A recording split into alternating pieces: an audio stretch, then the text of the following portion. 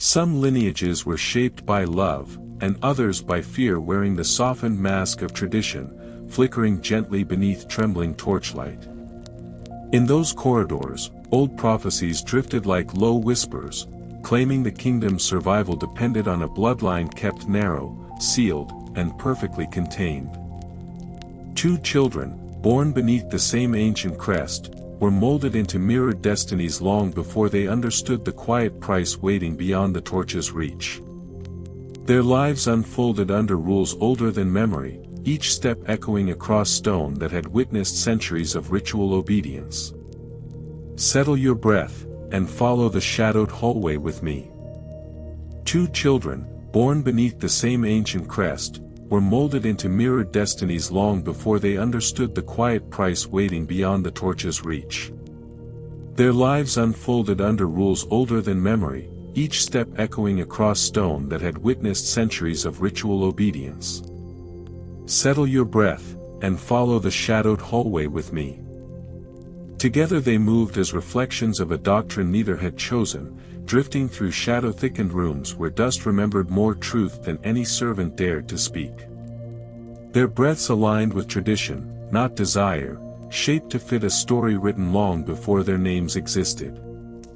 Let the dust settle around you for a moment.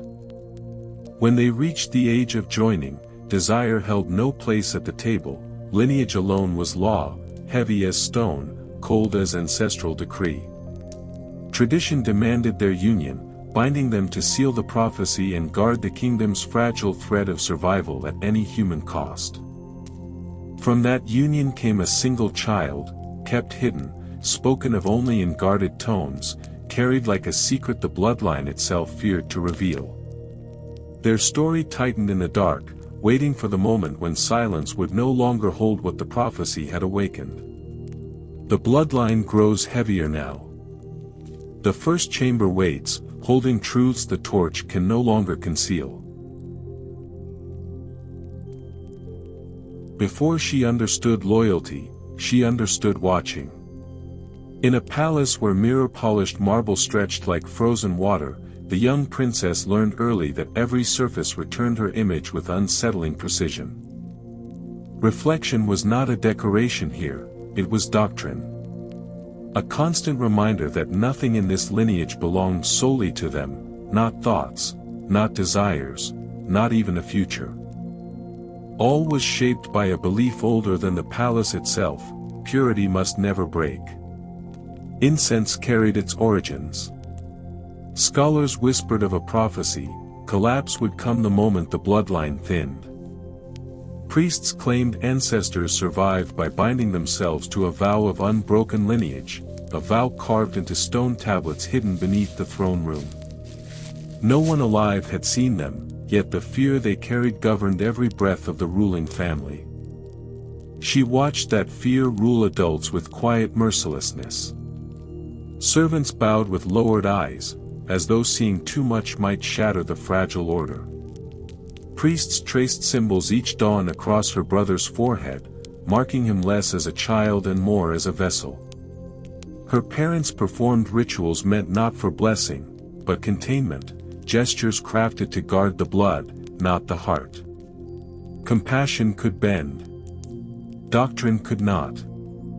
When a servant spilled oil across the marble, punishment came swiftly, not for the mistake, but for symbolic impurity.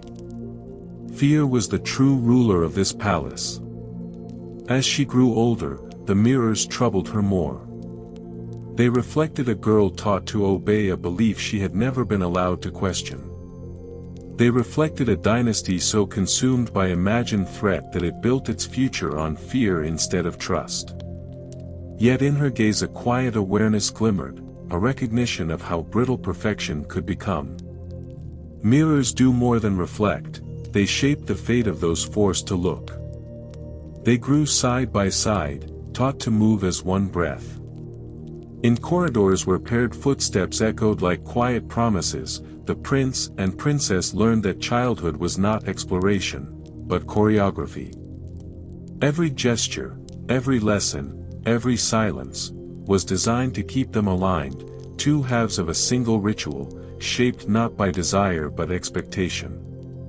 Their mornings began with mirrored greetings before the same towering windows, sunlight dividing evenly between them.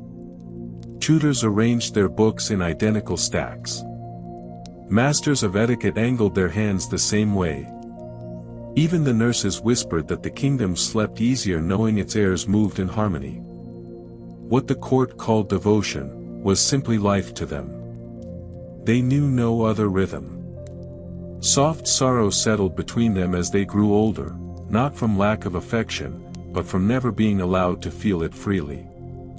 Their bond formed quietly, in shared glances during long lessons, in a subtle shift of shoulders when one encouraged the other, in silence that carried its own tender language.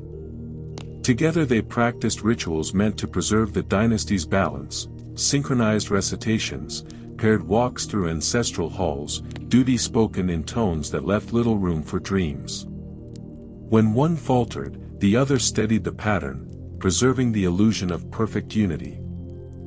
Court observers called it grace. The siblings understood it as survival.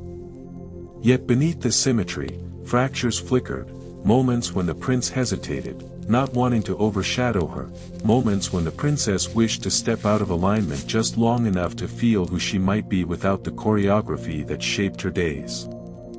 Even perfect patterns tremble. Their connection deepened, not because doctrine demanded it, but because they had only each other. Symmetry can hide fractures, but it also reveals who resists being broken. The council spoke in whispers never meant for a child's ears. Behind doors heavy enough to mute a kingdom's unrest, the elders gathered beneath dim lanterns and dust-thick tapestries, speaking of lineage as if it were a relic only they could guard. Their voices never rose, yet every murmur carried dread, an unease sharpened by years of political paranoia and ancestral fear. They believed the dynasty stood at the edge of unraveling. The prophecy did not bend, they claimed, it warned. And in those warnings, they saw only threats. Rival families grew bold. Foreign envoys questioned the bloodline. Rumors drifted through marketplaces, quiet doubts that startled the throne more than any army could. To the council, every rumor was a weakness, every question a crack in the ancient foundation. So they crafted a plan born not of wisdom, but desperation. The purity doctrine, once symbolic, hardened into law.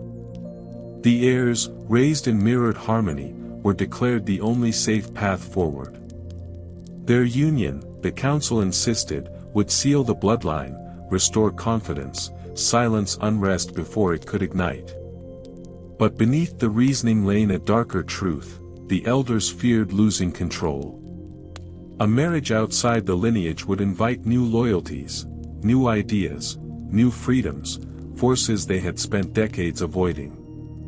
Keeping the heirs bound to each other ensured that no outsider could influence the throne.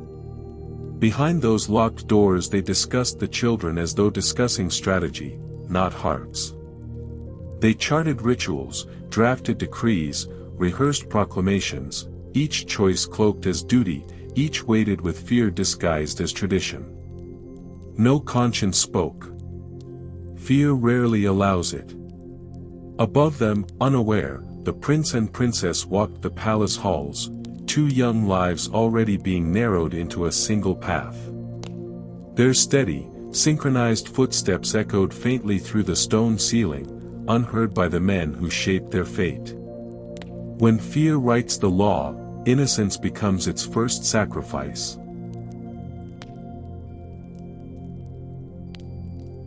Love bends when duty divides.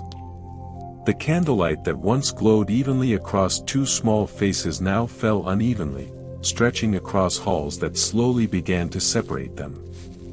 Childhood harmony, once choreographed with perfect precision, softened into a quiet ache as the palace redirected their steps, not by desire, but duty.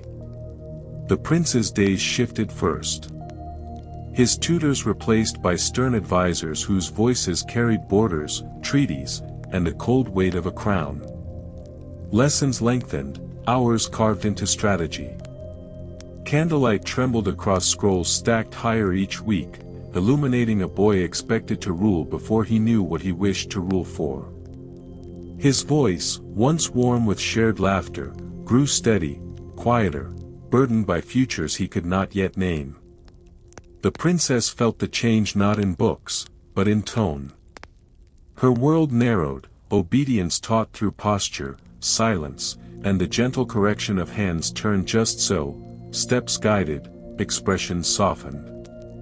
She was shaped into presence, not power, a figure meant to reflect grace without ever speaking too loudly. Drifting candlelight traced the curve of her bowed head as she practiced rituals designed to keep her small, composed, unthreatening. Still, they found each other in passing, shared corridors, quick glances, moments where their footsteps almost aligned again. But the palace had begun its quiet work. He was called forward. She was held back. Their bond stretched across rooms that grew colder each season, held together by remnants of childhood warmth slipping softly into memory. Melancholy settled between them, gentle, persistent. Neither named the distance, naming it would make it real.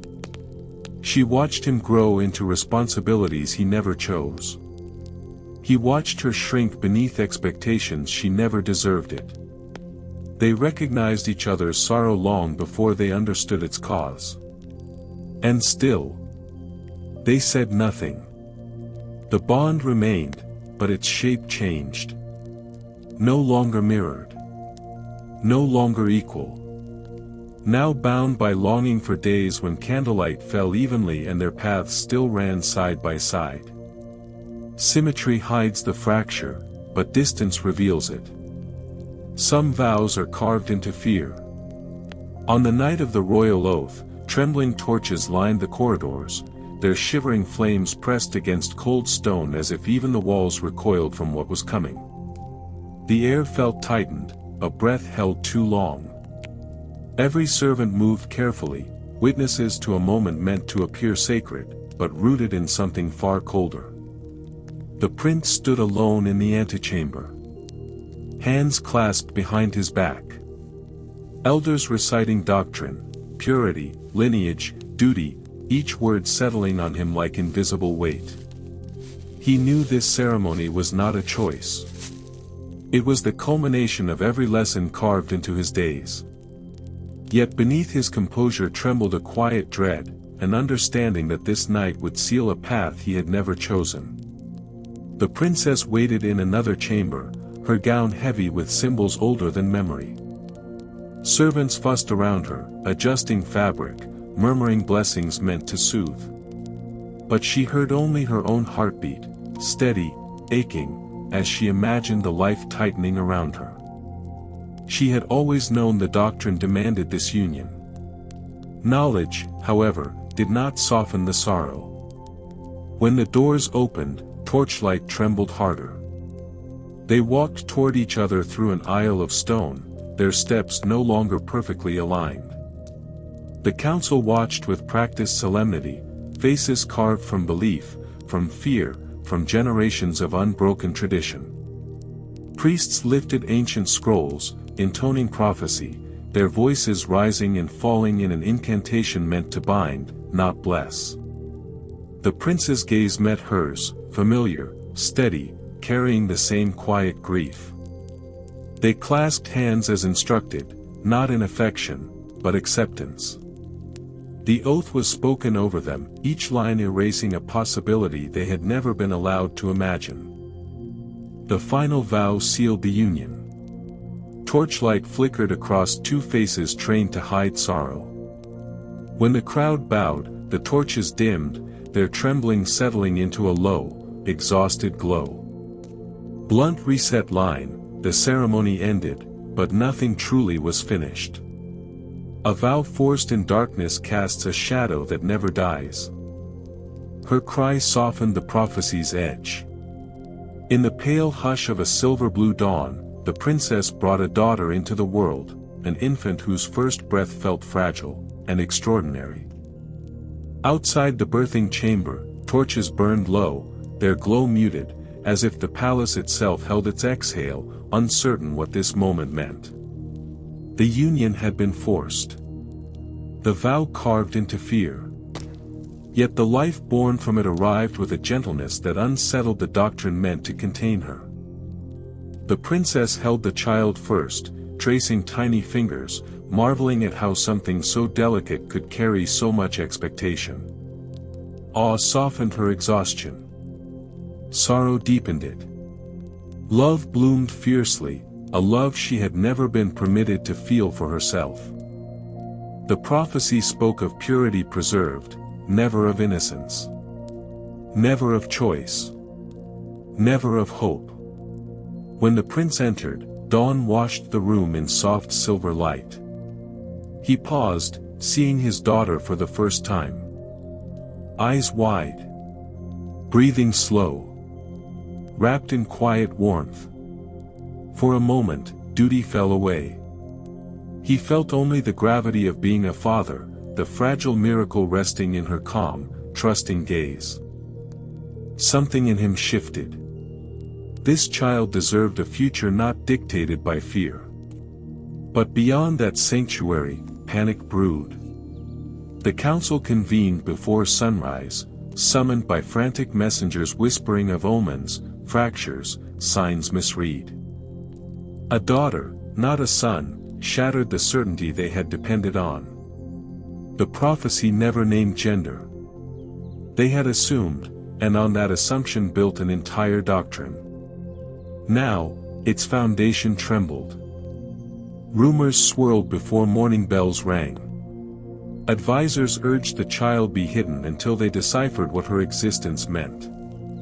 Priests argued a daughter complicated succession, threatening the narrative they had protected for generations. Fear, ancient, relentless, coiled through every conversation. Yet in the quiet room where dawn rested softly on stone, the parents understood only this: she was their child, untouched by doctrine, untouched by fear. A life conceived in silence, born into uncertainty, destined to reshape everything. Some births rewrite prophecies, not with thunder, but with a single breath. Take a breath, the truth ahead may change everything you understand about mercy and power. If these quiet revelations resonate with you, stay with us. Your presence keeps the corridor lit as this story moves into darker chambers. Every witness shapes the path of the tale they follow.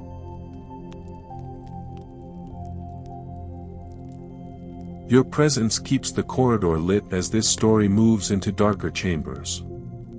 Every witness shapes the path of the tale they follow. Servants paused when she looked at them, sensing something tender and unsettling in her quiet attention. It was as if the dynasty had gathered itself within her, not as a burden, but as memory waiting to be heard. She moved differently from other children. While others stumbled, she walked with strange serenity, guided by rhythms older than her heartbeat. Her presence drew the air into stillness. Courtiers whispered she resembled portraits long forgotten, queens with calm expressions, princes with steady posture, rulers whose names had slipped into legend.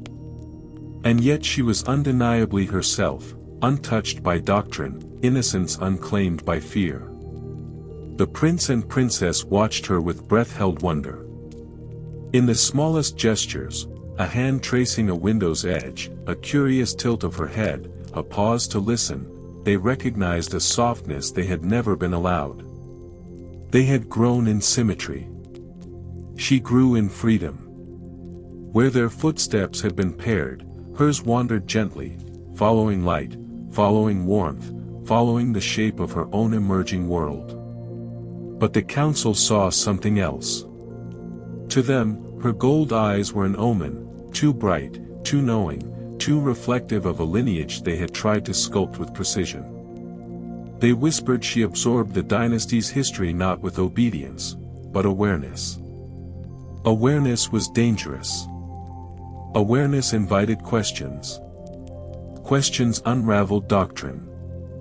Rumors spread that she could calm quarrels simply by entering a room, that her gaze softened the hardest expressions. Some believed the ancestors favored her. Others feared the ancestors spoke through her. Awe and suspicion braided together, winding through corridors where her small footsteps left no sound. Yet she remained a child, open, gentle, curious. A quiet reflection of everything the dynasty had been, and everything it refused to face. She was the whisper before revelation. Exile is sometimes only a room away. After her daughter's birth, the princess felt the palace growing colder, not in temperature, but in spirit. The same corridors she once walked in mirrored harmony now stretched before her like long, unbroken sentences she no longer had the strength to read. Walls that once carried childhood echoes absorbed her silence instead, turning every step into a reminder of what she had become, necessary, but no longer welcomed. The council said nothing directly. They never needed to. Their decisions arrived as subtle shifts, duties reassigned, attendance replaced, invitations withheld. Her world constricted through gestures small enough to deny, yet heavy enough to feel. Rooms she once entered freely were now guarded.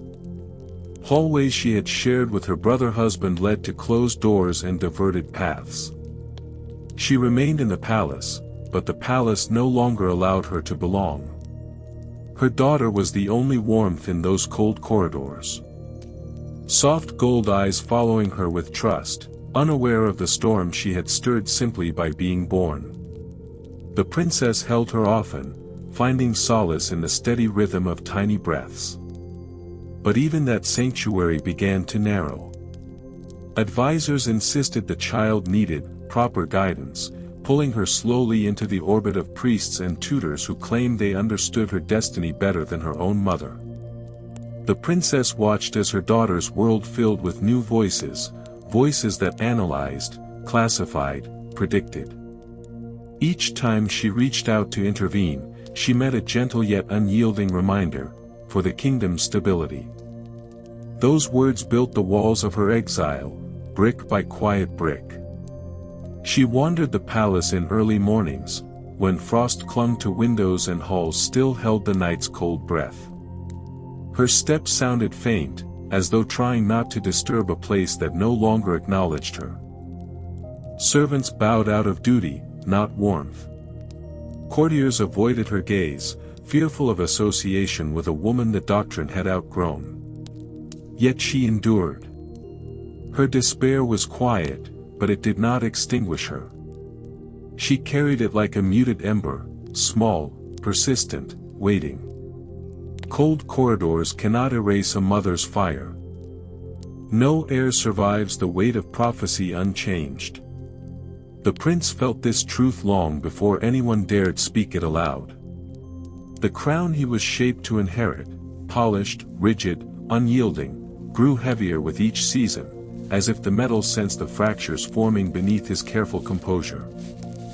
A cracked crown is rarely visible from a distance. Up close, its fault lines reveal everything. His collapse did not strike in a single moment. It crept in slowly, gathering in the space between commands issued without conviction, and rituals performed without breath. Advisors praised his discipline. They never saw the tremor in his hands when he clasped them behind his back. They called him steady, never noticing the nights he stood long after torches dimmed, staring at the empty throne as if waiting for it to explain his life to him. Prophecy promised strength. It never promised peace. The birth of his daughter intensified the strain. Her gold eyes, soft, steady, unbearably pure, mirrored a gentleness he feared he had already lost. Each time she looked at him, something tightened in his chest. The council pressed harder, demanding firmer speeches, stricter decrees, visible certainty. He answered with silence when he could, compliance when he had to. Doubt coiled through him, slow, suffocating. In rare moments alone, he felt the walls tilt, his heart stumble out of rhythm, his identity thinning beneath prophecy's pressure. No one noticed. The crown hides well, until it doesn't. One evening, in a quiet chamber lit by a single wavering candle, he finally broke. The flame flickered across the ceremonial crown resting on the table. Its polished surface reflected his face in two halves, one shaped by duty, one carved by exhaustion. A fine crack ran along the metal, thin, undeniable, as if the crown itself had begun to split under its own legend. And he understood, he was not failing the prophecy. The prophecy was failing him. Truth shifts, when someone finally reads between the lines. A fine crack ran along the metal, thin, undeniable, as if the crown itself had begun to split under its own legend. And he understood, he was not failing the prophecy. The prophecy was failing him. For generations, the prophecy had been treated as unalterable scripture, recited, enforced, feared. Its words carved into memory, repeated so often they hardened into law no one dared question. But one night, in a chamber lit by a single wavering flame, a scholar priest unrolled the oldest surviving scroll, and found a story the dynasty had never allowed itself to see. The scroll was brittle, edges darkened by age, ink fading like a warning long ignored. Torchlight trembled across the text, revealing faint marks, erased phrases, symbols overwritten by careful hands centuries before. He leaned closer, heart quickening. What the council called purity had once been written as unity. What they worshipped as unbroken lineage had originally meant unbroken trust. One word, twisted by fear, had reshaped an entire kingdom. As he traced the damaged script, fragments surfaced, a warning not about diluted blood, but divided hearts. A reminder that power fails when love is severed. A caution that rulers should be bound by compassion, not containment. The prophecy had not commanded sibling union, it had condemned it. The doctrine they lived by was a misinterpretation born from panic, not the truth. When the scholar brought his findings to the princess mother, her breath stilled. The revelation ignited something: anger, grief, clarity. She asked him to read the original translation aloud. As the lost meaning filled the room, the truth felt devastating and liberating. The dynasty had sacrificed generations to a fear never written for them. The prince, summoned quietly, listened in silence. The flame's reflection flickered across his face as the scholar spoke the final line: heirs thrive not in purity, but in mercy shared. The word struck deeply, explaining everything his daughter embodied, and everything he had been denied. The scroll's edge caught a spark from the torch. A small burn spread, turning false doctrine into curling ash. None stopped it. Some lies deserve to burn. Revelation arrives when truth finally outlives fear. Her presence quieted old terrors. Long before anyone understood why, the child moved through the palace with a gentleness that softened even the harshest corners of its history. At sunrise, when gold light slipped through the latticework and scattered across stone floors, she would lift her face toward the warmth, as though greeting a world that had never frightened her. That simple gesture unsettled generations of fear.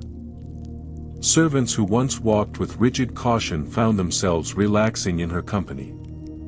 She touched hands without hesitation, offered smiles without prompting, listened with a patience rare in children. Her calmness spread like slow, steady light. Even the loyalists felt certainty waver whenever she laughed, a sound soft enough to feel like possibility, strong enough to feel like change.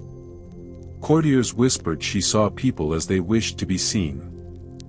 She asked thoughtful questions, unburdened, sincere, revealing the humanity the kingdom had long been ignored.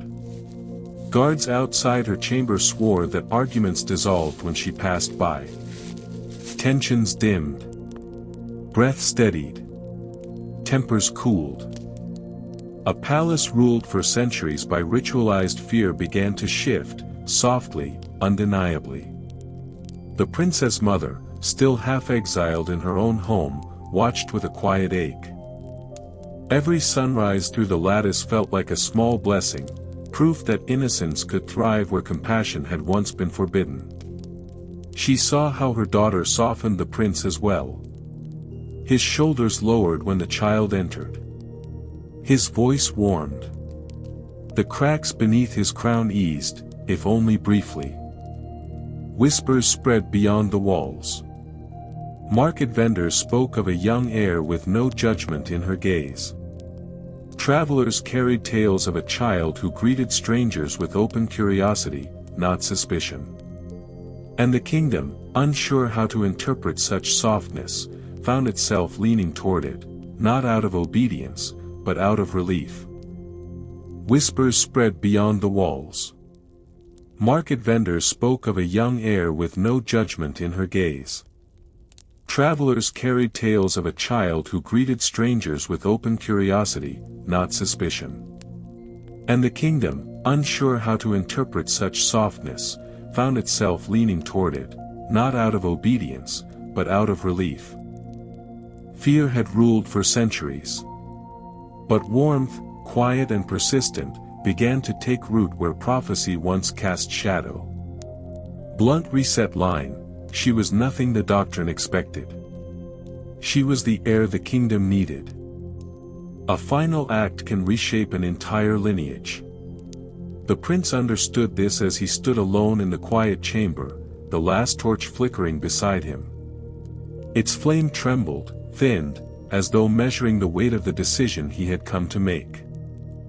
Final act can reshape an entire lineage. The prince understood this as he stood alone in the quiet chamber, the last torch flickering beside him. Its flame trembled, thinned, as though measuring the weight of the decision he had come to make. Final act can reshape an entire lineage. The prince understood this as he stood alone in the quiet chamber, the last torch flickering beside him. Its flame trembled, thinned, as though measuring the weight of the decision he had come to make. He thought of his daughter, gold eyes lifted toward sunrise, her calm presence softening storms no counsel could command. She was growing beyond every limit the kingdom had set. She carried mercy where he had been given duty, curiosity where he had been given silence. To protect her, he would need to confront the lineage he was destined to uphold. He thought of the princess mother, wandering cold corridors with quiet resilience. They had been bound by doctrine, not a choice, yet their shared sorrow had never become bitter. Her endurance taught him what prophecy never had: love survives even in places built to deny it. The prince placed the ceremonial crown on the table.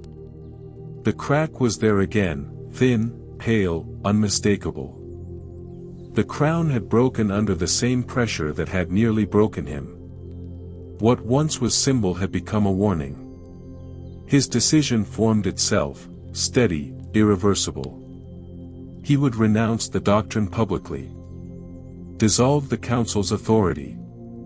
Expose the true prophecy. Free his daughter from the chains meant for him. The kingdom might fracture, or it might heal, but it would no longer suffer for a fear born from mistranslation. He exhaled slowly. The torch's last ember dimmed, then died. In that darkness, he finally felt the shape of his own courage.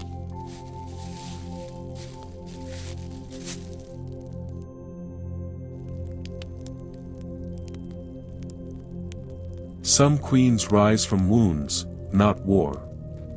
When the moment came, the princess stepped into the great hall with a stillness more powerful than any procession. The kingdom gathered in breath held quiet, unsure if they witnessed restoration, or rupture. Above her, the gold ember crown waited, its metal warmed by torchlight, glowing softly as though remembering every sorrow that shaped her. She approached not with triumph, but with clarity. Years of silence had refined her, taught her the weight of truth, the cost of fear, the sharp fragility of obedience.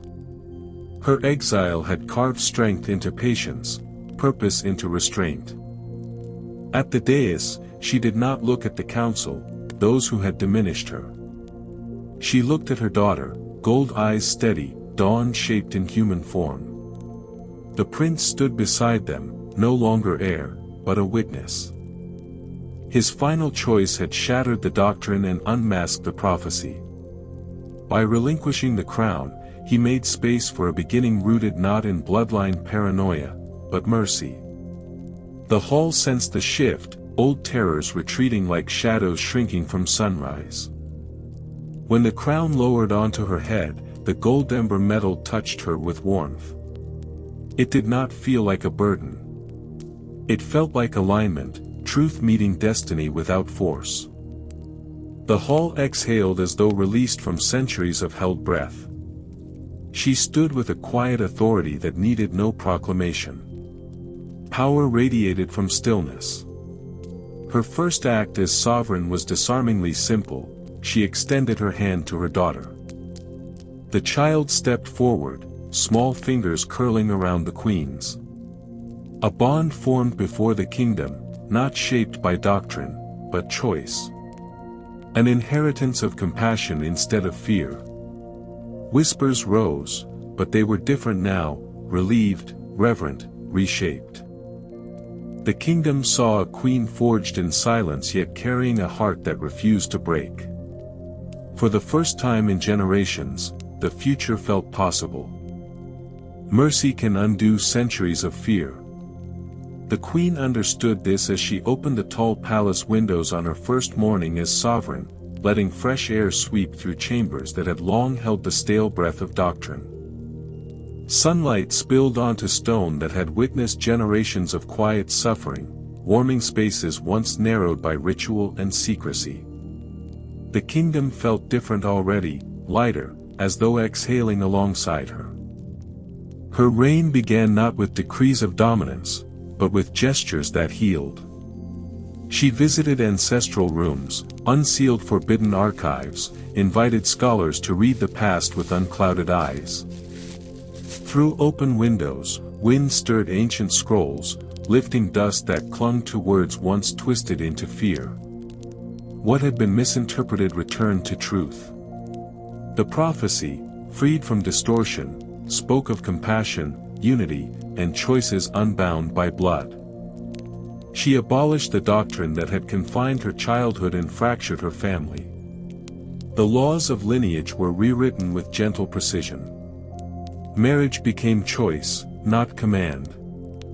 Heirs would grow without mirrors dictating their every motion. The kingdom responded slowly. Old habits braced against change, but open windows invited new breath into stubborn corners. Streets once lined with suspicion softened. Families dared to hope their children might carry dreams instead of burdens. Even the council, reduced, reformed, no longer absolute, felt the shift as mercy replaced fear in decisions once shaped by paranoia. Her daughter grew at the center of this quiet transformation. She wandered freely, unshadowed by expectations, gold eyes reflecting skies no longer barred by lattice or doctrine. Wherever she walked, people opened shutters wider, as though welcoming possibility itself. The prince, released from prophecy's weight, served as advisor, not ruler, finding peace in supporting a world no longer bound by chains. His presence steadied the queen, grounding her resolve with shared understanding. Together, they watched the dynasty evolve into something gentler. Mercy, once whispered as weakness, became the foundation of renewal. And the kingdom, at last, breathed without fear. The future saw itself in her calm. Each morning, as soft dawn rose over the palace and slipped through the open windows her mother had restored, the young girl stepped into the light like greeting an old friend. The sun did not command her. It welcomed her. And in that warmth, the kingdom found its reflection, unburdened, unafraid, finally able to breathe. She had grown in the quiet after fear, in the space mercy carved open. No doctrine shaped her posture. No prophecy demanded her obedience. Her steps were her own, light, unhurried, curious. Where past heirs were sculpted to mirror the dynasty's demands, she became a mirror of what the dynasty could become, gentler, clearer, free. People watched her and felt something loosen inside themselves. Her presence softened the way citizens greeted one another. Markets opened earlier, laughter lingering longer between stalls. Strangers exchanged kindness without calculation, as though her example gave them permission to trust again. She did nothing extraordinary. She simply lived without inherited fear, and that alone rewrote the kingdom's rhythm. In council chambers, debates eased. The queen often found her daughter sitting quietly nearby, tracing patterns in the morning light while heated voices softened around her. Advisors once clinging to power now listened with humility, sensing the new dynasty demanded reflection, not dominance. The girl never spoke during these moments. She didn't need to. Her calm reshaped the room. One dawn, the prince stood in the doorway and understood, the truest prophecy had never been etched into any scroll. It moved through his daughter, wordless, patient, illuminating. She was the first heir to grow without chains, and it showed in every gentle breath. As the kingdom healed, so did its memory. Dawn after dawn, people saw in her what they hoped for themselves, release from old wounds, space for quiet joy, a future shaped not by fear, but revealed by softness. She was not the dynasty's mirror by burden. She was its mirror by grace. History remembers noise, but some dynasties end in whispers. In the quiet that followed long centuries of fear, the kingdom found transformation, not through rebellion, but through the slow, steady unveiling of truth. Midnight, once heavy with dread, faded into soft gold as the queen reshaped fate with compassion instead of punishment, clarity instead of command. She carried her wounds with dignity, letting them guide her toward a gentler sovereignty. The daughter, born into silence, grew into a symbol not of purity, but healing. Her calm presence softened the palace's hardest corners, teaching the kingdom that strength can rise from tenderness as surely as from tradition. The prophecy, once twisted into doctrine, loosened, releasing its grip on generations who had forgotten how to breathe freely. The dynasty did not collapse. It exhaled. And in that release, the kingdom discovered a future shaped not by fear disguised as devotion, but by mercy carried openly across dawnlit halls. May your night be gentle, and your dreams are untroubled.